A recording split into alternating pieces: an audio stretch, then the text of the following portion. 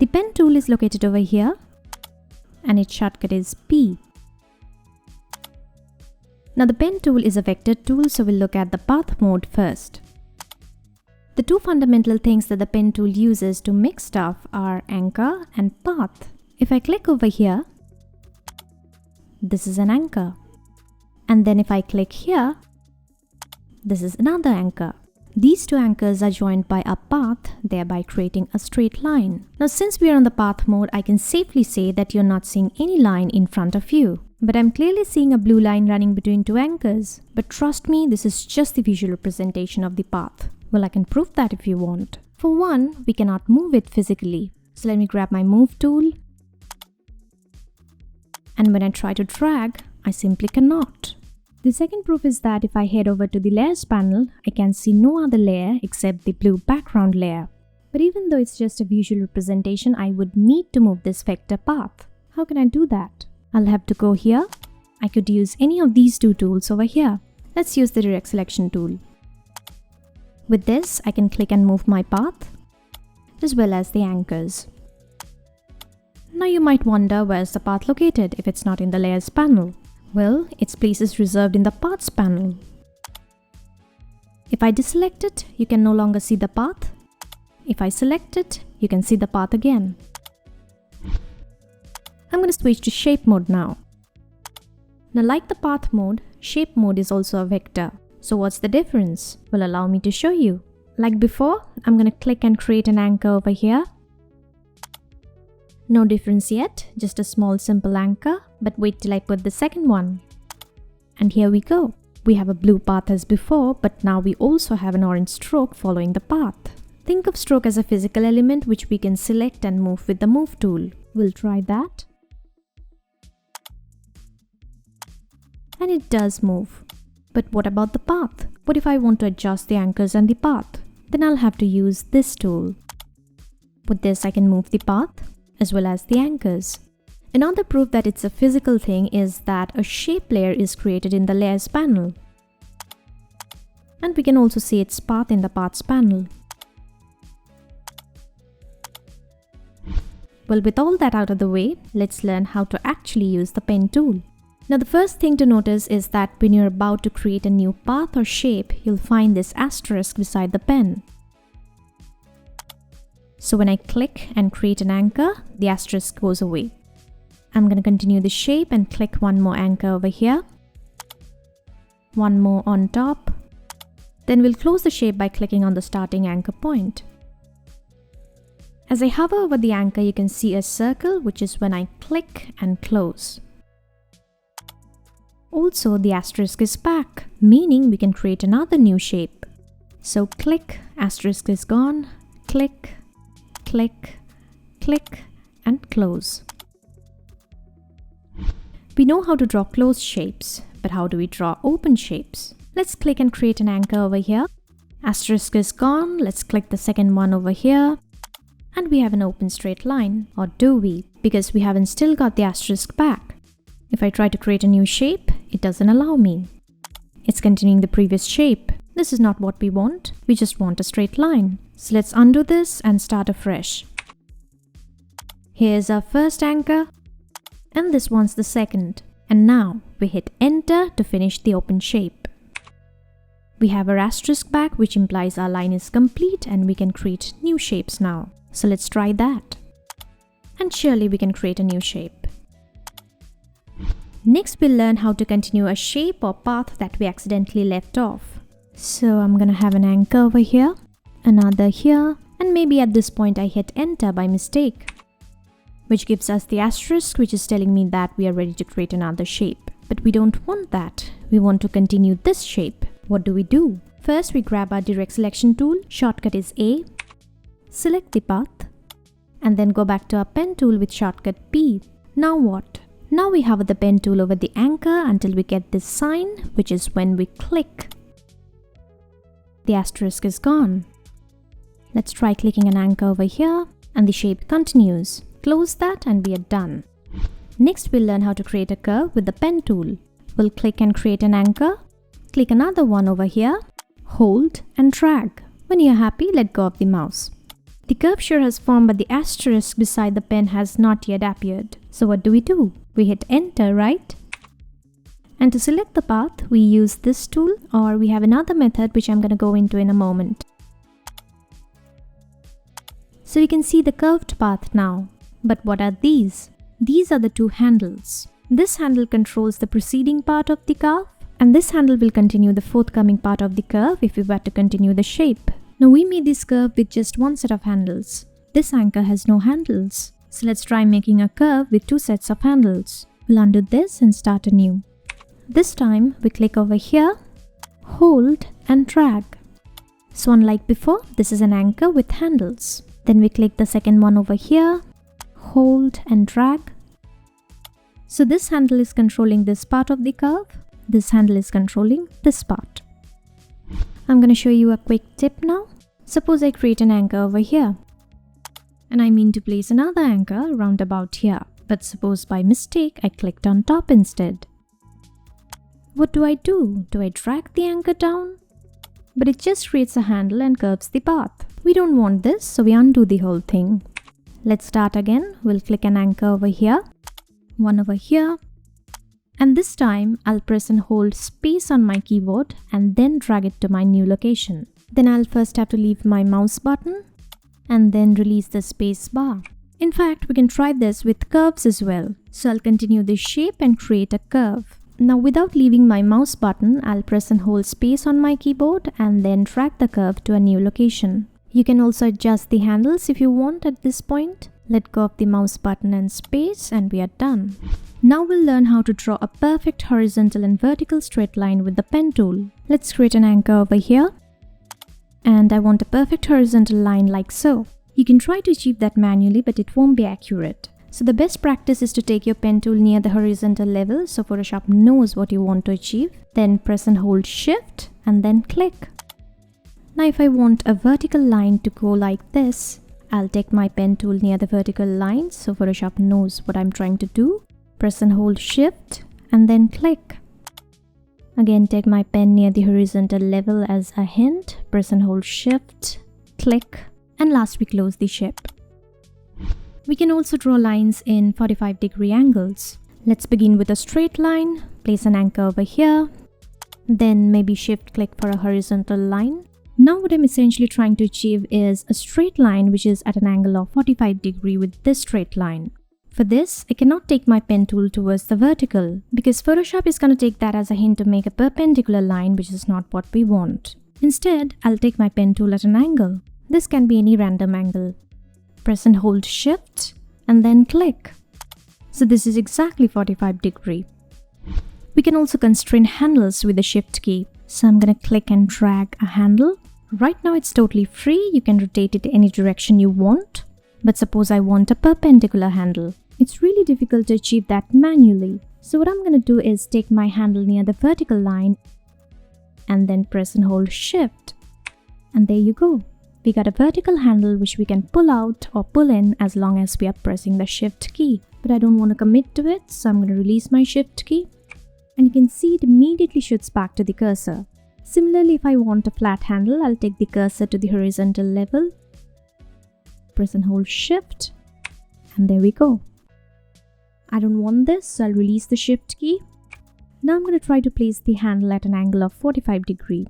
So I'm going to drag the handle to somewhat of an angle first. Press and hold Shift. And there we go. Now while we are on the Shift key, we can lengthen or shorten the handle as we please. I want to commit to this, so what will I do? First, I'll release my mouse button. Then I'll release my Shift key. Now I can click and drag another handle over here. It's a free handle. Here as well, I can constrain the handle perpendicularly by pressing Shift. Horizontally like so.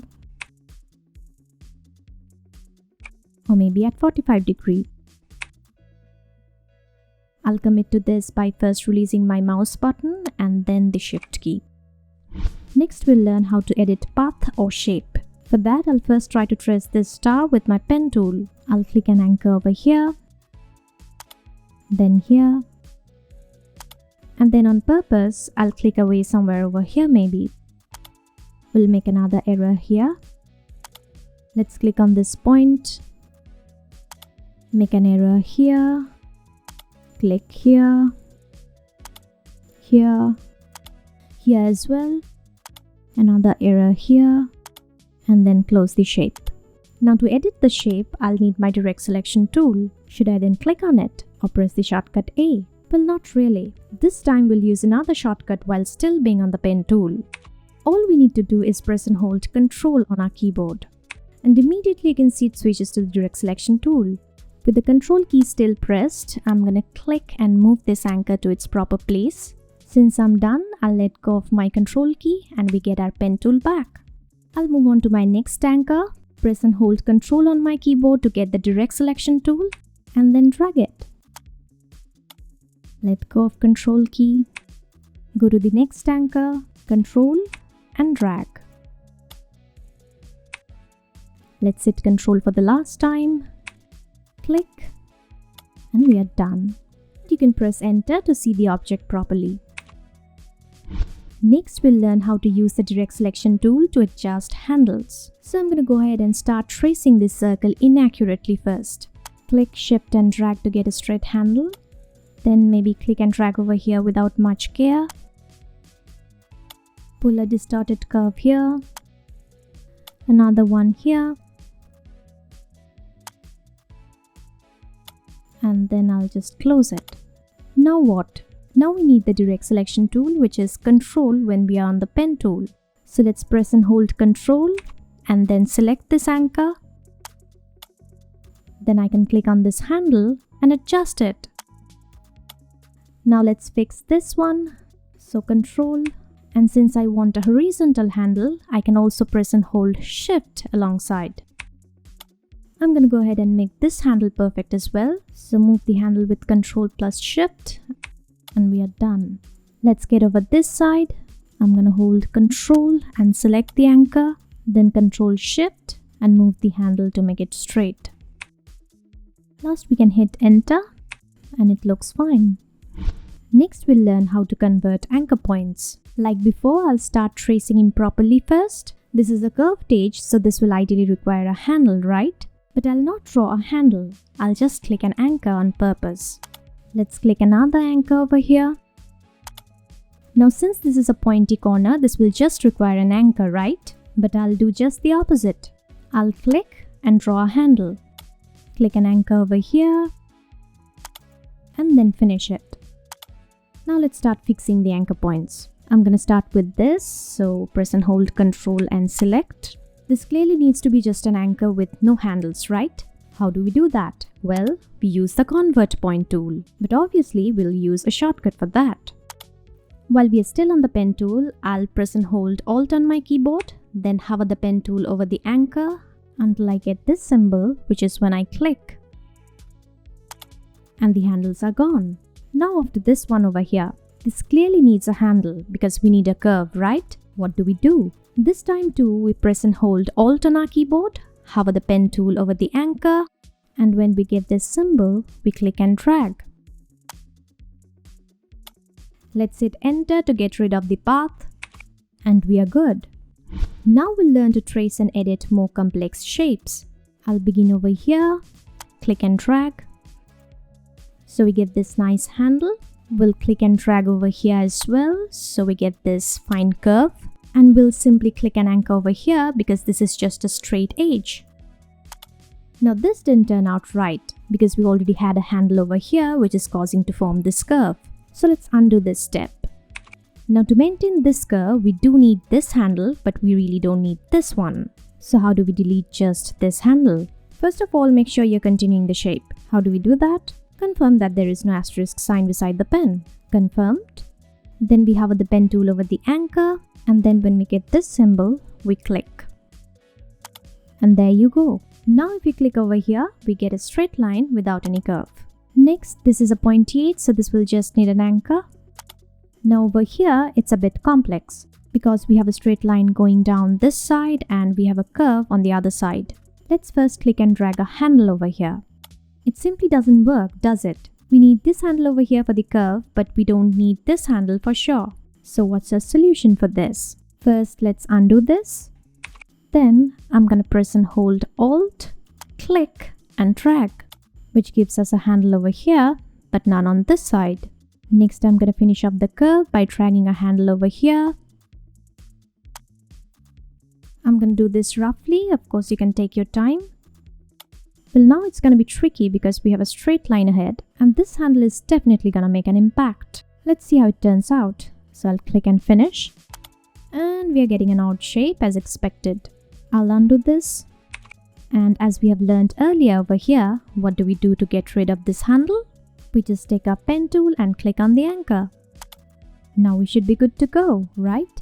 Let's find out. I will go and click and close the shape over here. But what is this nonsense now? We should have gotten a straight line and not a curve. What's the reason behind it? Well, if you press and hold Ctrl and select this anchor, we can see that this anchor already had a handle on this side. Well, you can argue that you just clicked and closed the shape without dragging any handle. So where is this handle coming from? If you can jog your memory, you will remember that when you first started tracing this shape, you started by dragging a handle. So this is where it's coming from. I'm gonna undo this. Now this time, instead of just clicking and closing, we'll press and hold Alt and then click. Let me quickly select this anchor by holding the Control key. And you can see there is only one handle. The handle that was bothering our shape is gone. Now with the Convert Point tool, we can also break handles. But of course, I'm going to use a shortcut. To show you that, I'm going to first trace this semicircle inefficiently. Hold Shift and drag a vertical handle. Hold Shift again and then a horizontal handle. Press Shift and then a vertical handle. And then we click and close the shape. But this is not quite the shape we were aiming for, is it? This was meant to be a straight line and not a curve. Now if I drag and select the shape by pressing Ctrl, you can see that these two handles are the main culprits. But since the shape is already made and complete, we cannot just delete the parts of the handles just like we did before while we were on the process of making the shape. So what do? If we cannot delete the handles, we break the handles. For that, we'll call on our Convert Point tool, shortcut for which is Alt. So I'll take my pen tool to the handle, press and hold Alt. When I see this symbol, I click and drag. So this is how we break the handle. I'm gonna go ahead and do the same for this handle. Press and hold Alt, click and break. But the shape is not yet quite right. I've done this on purpose to show you another thing. After the handles are broken, we can further adjust the handles with a direct selection tool, shortcut for which is Control. So I'll press and hold Control, click and drag, and we can adjust the broken handle just fine. And since we want a flat handle over here, I'll go near the horizon, press and hold Shift, and there we go. I'll do the same thing on this handle, press and hold Control, go near the horizon, and then Shift. And if you don't want to see the path and handles, press Enter. Next, we are going to look at Add and Delete Anchor Point tools. We are going to use shortcuts for both the tools. So as always, I'm going to trace this star shape inaccurately. I'll place an anchor over here, then over here. And then I'm going to intentionally miss this corner and click over here.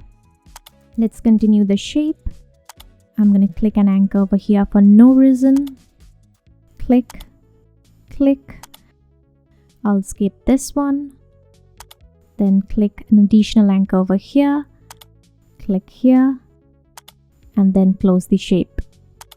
The first thing that I'm going to do is get rid of this unneeded anchor. For that, I'll be using the shortcut for the Delete Anchor tool. And the shortcut is simply taking the pen tool over the anchor which you don't need. A minus sign will appear, which is when you click and delete the anchor. So let's try that. But I don't see a minus sign when I hover the pen tool over the anchor. Well, alright, I'll try out the shortcut for the Add Anchor Point tool then. And what's that? I'll just have to take my pen tool and hover over the path where I want the anchor. I'll get a plus sign, which is when I click and get an anchor. Let's put this theory to test. I'll hover over the path, but I still don't see any plus sign. So did I fail both the times? Actually, I did not. For these shortcuts to work, I'll have to have this box checked first. So let's select Auto Add or Delete. And then try removing this anchor by hovering over it. Now we can see the minus sign just fine. So let's click and it's gone. We can get a minus sign on any anchor we want, but I don't want to delete this anchor, so I'll leave that and head over to this anchor which we do want to delete. And as expected, we get a minus sign on the anchor, and what's left to be done is just a click. Now I'll try adding an anchor on this path. We are getting a plus sign as expected as the pen hovers over the path. Now we just click. But we have a problem. Along with the anchor, we are also getting these handles. So when I press and hold Control, click and move, we are not getting the shape we want. So I'm going to undo this, hover and click an anchor again. And now by making use of the Convert Point tool, I'll get rid of these handles. So I'll use the shortcut Alt, hover over the anchor and click. Now we just move and place the anchor appropriately. So press and hold Control and then we drag. We'll do the same on this path. Click an anchor when the plus sign appears. Get rid of the handles with the Alt key or the Convert Point tool. And with Control, we move. We are in shape mode and we'll look at the options of the shape mode. First, I'm going to create a shape. Do you see something unusual here? There's only path and no stroke, but we are supposed to have a stroke since we are in the shape mode. The reason we don't see a stroke even we are on shape mode is that stroke is turned off. We activate stroke by any of these three. So let's try them. The first option is solid color. So we get an orange stroke. We can pick and choose colors from this palette or from here,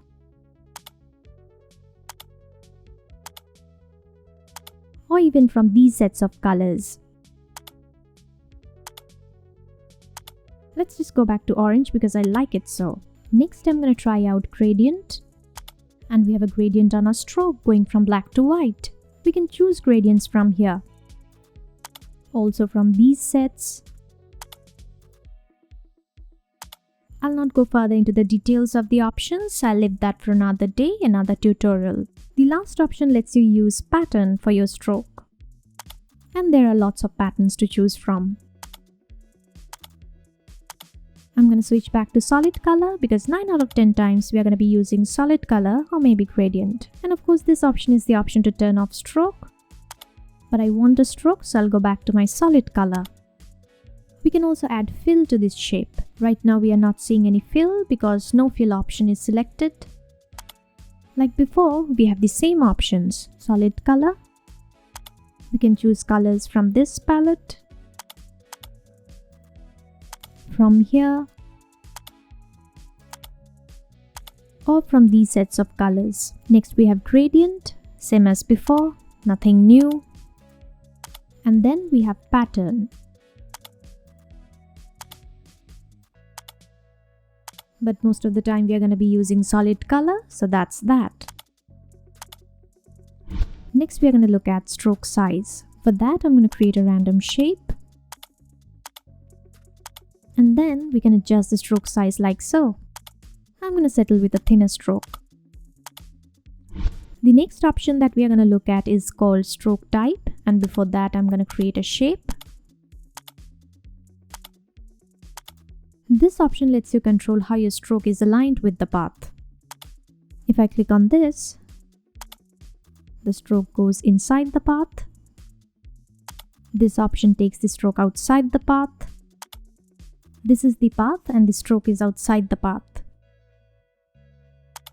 And this option places stroke in the middle of the path. So this is the path and this is the stroke. I'm going to explain caps in a bit. Let's study corners first. This is the default option which gives you sharp pointy corners. This option gets you a smooth corner. And with this we get beveled corners. To show you the caps option, I'm going to create a simple straight line.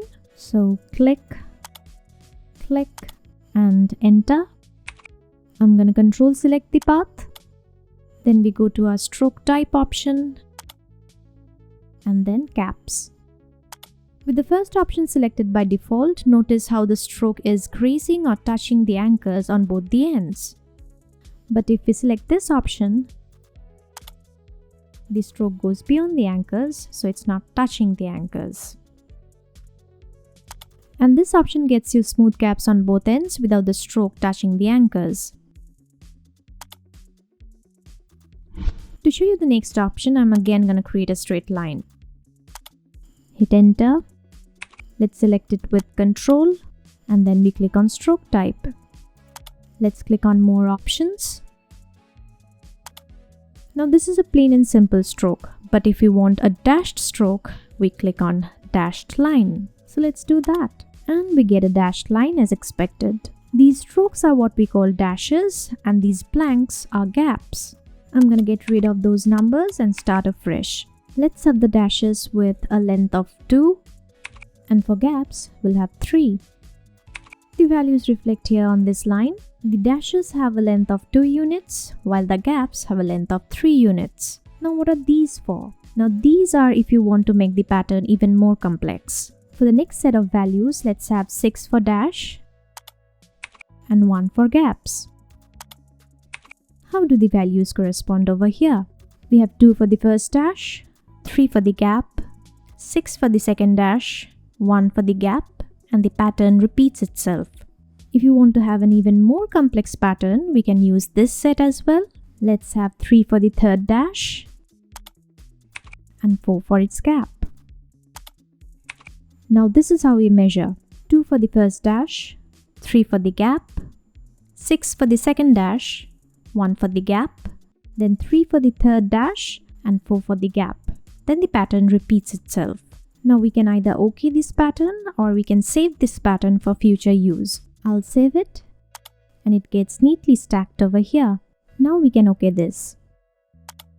I'm going to try some of the saved patterns, maybe this one and this, or maybe the simple default line, and this is the one we just created. Next we are going to explore the width and height options. We need a shape, so let's create that. So this is the width of the shape and this is the height of the shape. I can change the width and height over here. So let's have 1000 pixels for width and 500 pixels for height. Next we are going to look at path operations. And just for better teaching purpose, I'm using only fill and not stroke. The first option is new layer. I'm going to create a shape. And if we look in the layers panel, a shape layer has been created. And since we have just selected the new layer option, if I now create a new shape, the new shape will be created on a new layer. So let's try that. And there we have it, a new shape on a new layer. Let's move on to the next option, which is combine shapes. I'm going to create a new shape. This is the shape layer for it. Now if I create a new shape, it's going to be combined in the same layer. So this is the layer which contains both the shapes. If I create another shape, this too will be on the same layer. One more thing is that these two shapes are overlapping and these parts are not needed. We simply click on Merge Shape Components and the paths are gone. Next we have Subtract Front Shape, and to study this, we'll first have to be on Combine Shapes. Let's quickly create a shape. Then another on top of it. So this shape is below and this shape is on top or in the front. Now if you go and subtract front shape, it will essentially delete this portion from this shape. So if I hit enter, this is all we are left with. I'm going to select it again with Control and then delete these parts once and for all. I think you've guessed it. We go to Path Operations, then Merge Shape Components. The next path operation is Intersect Shape Areas. And for this as well, we need to be on Combine Shapes first. Let's go and make a shape. Then another which overlaps this shape. So this is the intersecting region or the overlapping region. Now if you want only this overlap, we go over here and then intersect shape areas. And if you want to get rid of the unwanted paths, you click on Merge Shape Components. The next option is just the opposite of what we have just learned. It is Exclude Overlapping Shapes. So as usual, we need to be on Combine Shapes first. Create a shape. I'll create another overlapping shape. So this is the overlapping region, right? And if we go and click Exclude Overlapping Shapes, the overlap gets deleted. Next, we'll move on to Path Alignment option. For that, I've already prepared a shape layer by using Combine Shapes. Suppose I want to align these three shapes at the top of the canvas. How do we do that? First, we select the shape layer. Then press and hold Ctrl. Click and select the first shape. Hold Shift. Click on the second shape. And then the third shape. Then we click on the Path Alignment icon. Then since I want to align the shapes to the canvas, I'll make sure Canvas is selected over here. Now how do we align the shapes to the top of the canvas? We simply click on this button. I'm gonna undo this. This button will take us to the left of the canvas. And you get the idea. I've taught all these options extensively on another tutorial called the Move tool, and I suggest you check that out. Or maybe I'll put the link in the description. Next, we'll study the path arrangement options. For that, I've created this single shape layer with the help of combined shapes. First, I've created the square shape, then the triangle, and last the circle. So naturally, the triangle is on top of the square and the circle is on top of the triangle as well as the square. This is how the path arrangement is as of now. And I can also prove that. First, I'll have to select the shape layer. Then Ctrl drag and select any of the three shapes. I'll select the triangle. Then all I need to do is go to Path Operations and then subtract front shape. And then if I grab my direct selection tool by pressing Ctrl and move the triangle on the square, see what happens. Since the triangle was on top of the square or in front of the square, the triangle region has been deleted from the square. But if I undo this and take the triangle to the circle, do we get the same result? Let's see. Since the triangle is below the circle, there is nothing to be deleted from the circle, so nothing gets deleted. I'm gonna undo and go back and drag and select the triangle again. Now what if I want this triangle to be on top of the stack? I'll go to Path Arrangement and then bring shape to front. Let's test this out. So like before, I click Subtract from Shape. Since the triangle is on top of the stack, it should be able to subtract from the square. And it does. But what about the circle? This time the triangle is on top of the circle or in front of the circle as well, so it should be able to subtract from the circle. So let's undo this and find out. And it does. Similarly, you can also explore the rest of the options, which lets you bring the shape a step forward, a step backward, or totally to the back. To study the next options, I've created this circle with the pen tool. It has a yellow fill, a black stroke, and the path color is blue. If I want, I can change the path color. We have to click on this sort of settings cogwheel and get the path color changed from this drop down. I'll select yellow or maybe magenta. We can also change the thickness of the path. Right now it has a thickness of 3 pixels. But I can change to any of these. Let's see how 1 pixel looks like. It's very hard to see, so I'll go back to 3 pixels. Next, we'll look at the rubber band option. All along this tutorial, it was turned off. Let's see what happens when it's turned on. I'm gonna click an anchor over here. And then if I simply move the pen tool, it's gonna give me a cue in the form of a rubber band as to what the path is gonna look like. Let's settle for a straight line like so. And it's again gonna give me a rubber band cue as to where the next anchor is gonna be. You get the idea, so I'm just gonna hit enter and get a straight line. I'll move on to the next option, which is Align Edges. Let's see what happens when it's unchecked. For that, first I'm gonna create this shape. Next, I'm gonna zoom in on this until I see the pixel boxes. You can see that the edge of the shape is not sharp. It has a fuzzy tone on this column of this edge, which is quite different from what we have here. If I click Align Edges, these pixels will be properly aligned so we get a sharp edge. So I'm gonna try that. And you can immediately see how sharp the edge looks. It essentially aligns the edge with the pixel boxes without any visible fuzz. I'm gonna uncheck aligned edges and then show you the other side where the shape has an angle.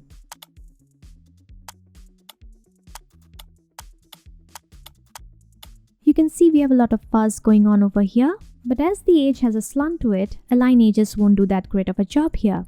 I'm gonna try it, but you can see it has tried to fix this as much as possible. Next, we'll learn how to convert a path into shape. For that, I'll have to be on the path mode first, then create something with the path. Since it's a path, there's nothing in the layers panel except the background. So the path will be there in the paths panel, right? And there it is.